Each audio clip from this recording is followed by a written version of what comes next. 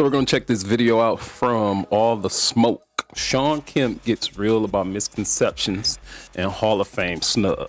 So let's check this out. In the Hall of Fame, Mitch Richmond, Grant Hill, Chris Webber, Tim Hardaway, all in the Hall of Fame. Is it time to put the Rain Man in the Hall of Fame? It's time. Well, I think so. You know, I've always said that, you know, those first 8 or 9 years that I had was pretty good, pretty solid. You know, pretty solid. And also, I will tell you this: I'm a 6-time All-Star, so that's, you know, those 6 games that I started, you know who I had to beat out. You know, that was Charles, and that's Karl Malone. That's every year. Yeah. So that's pretty consistent basketball. Right. You know, I will say this though: me going through some problems and stuff that I went through in my career also hurts you at the end. But I think when you look at the good side of it and you compare the numbers and stuff, I'm right there with some of the best ones. Absolutely. Would you mind opening up and sharing and talking about them problems? We don't have to if you don't want to, but. Well, I'm not afraid to talk about it. I mean, obviously, I think anytime that you go, your body shape goes from this to that, and you gain weight, or you have some drug problems, and anything like that is always going to be highlighted. You know what I'm saying? So I understand you have those marks against you, but the dominance, I think, of what I played with through those early years of my career, I think it should definitely be highlighted, without a doubt. I came from 2 parents that were functioning drug addicts. I grew up in it, seen it, dad sold it. Were there times where you were out there at your best making all-star appearances and being great leading your team when you were on drugs? No, not necessarily on drugs. I believe when my drug issues probably came, man, it was more when things started to go sideways, when I was having some problems with the organization.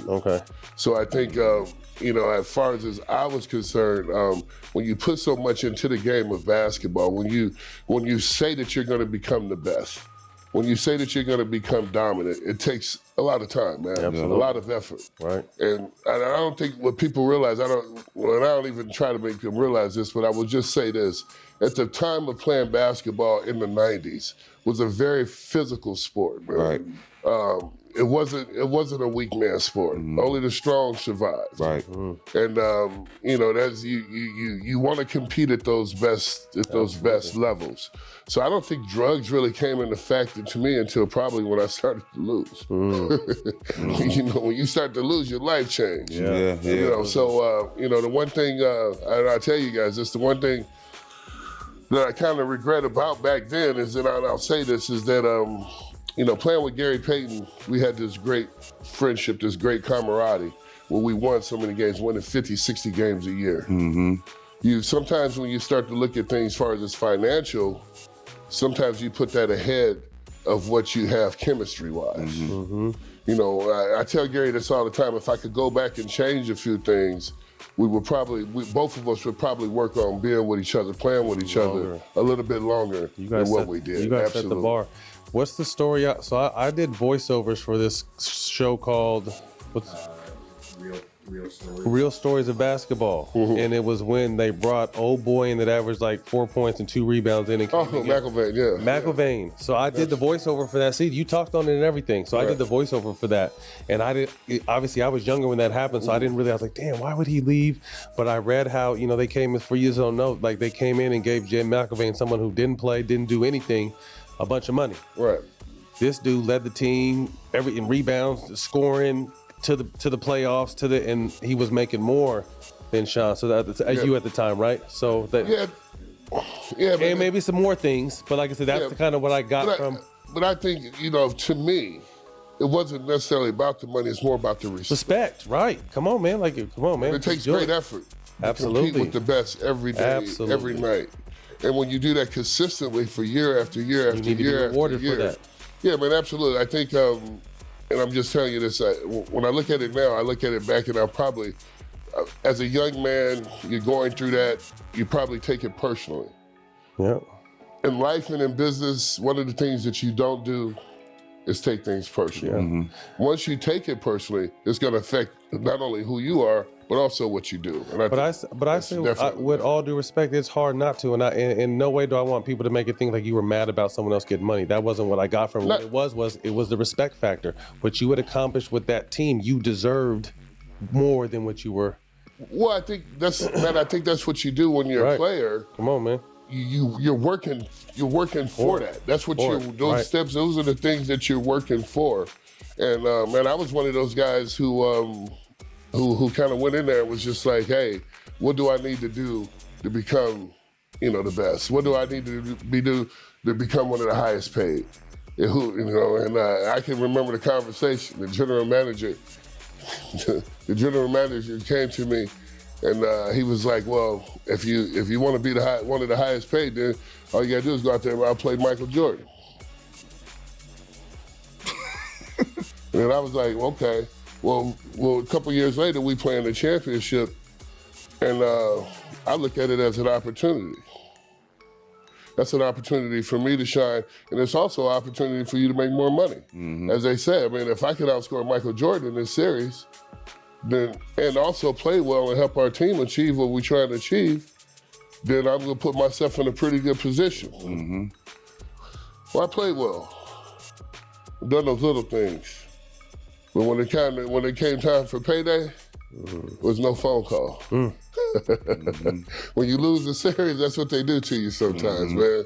It's like, hey, you kind of forgot about that conversation beforehand. Right. So, I think, and I say this, but as a young man, you sometimes you take those things personal, without a doubt.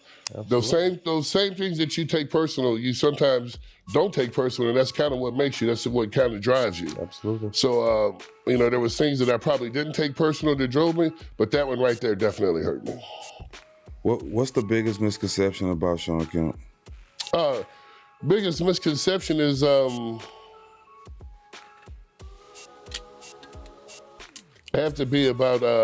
probably be about that, or either about I guess with the drugs and the things of that session. Like I said, those things really didn't come and play, man, until a little bit later in the game. But I think the miscommunication that I think with the public was just me wanting to have a personal relationship and not being broadcast with myself. Yeah. And I think that's what really hurt me. And I just say this, man, at the time, as a young man, you want to protect not only your image, but kind of your life. Yeah.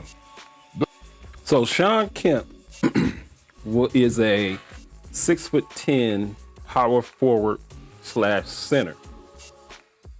Shawn Kemp was drafted in the 1989 draft. He was a first round pick, number 17 overall. He was drafted by the Seattle Supersonics, which is now known as the Oklahoma City Thunder. Now, Shawn Kemp was a force for the years that he played in the NBA. Freaking fantastic dunker, very nimble for a big man, 6'10". Shawn Kemp played 1,051 games. He averaged 14.6 points a game. He averaged 8.4 rebounds. He averaged 1.6 assists a game. His field goal percentage was 48. Basically, you could say 50%, because he was a big man. He was down low most of the time, so he hit 1 out of every 2 shots, and that's very good.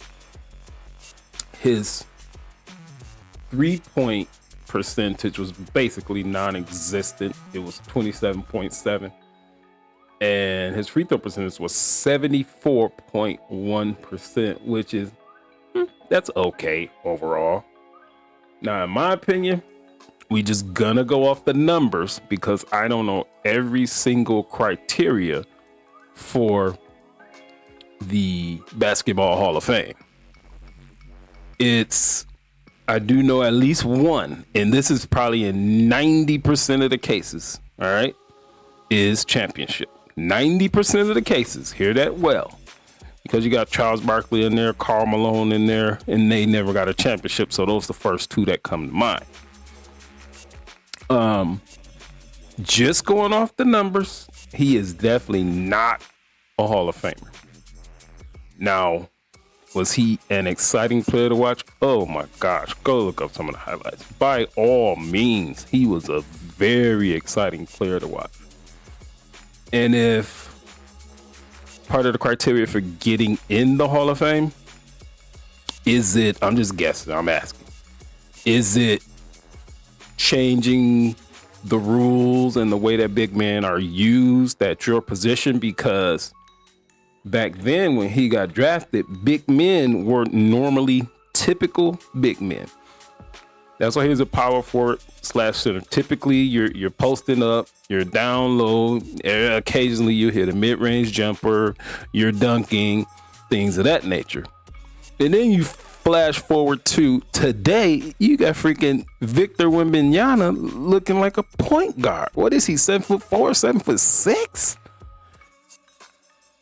That is freaking amazing. Just to use one example, I could probably point to more, big man that can do that type of stuff. But if you just look at of how it used to be and then how it is today, I don't know. So what's your opinion? Comment, like, share, subscribe. I'm really interested to know what y'all gonna say in the comments. If do you think Shawn Kemp should be in the Hall of Fame? And if you do, tell me why. I appreciate it. Thank you.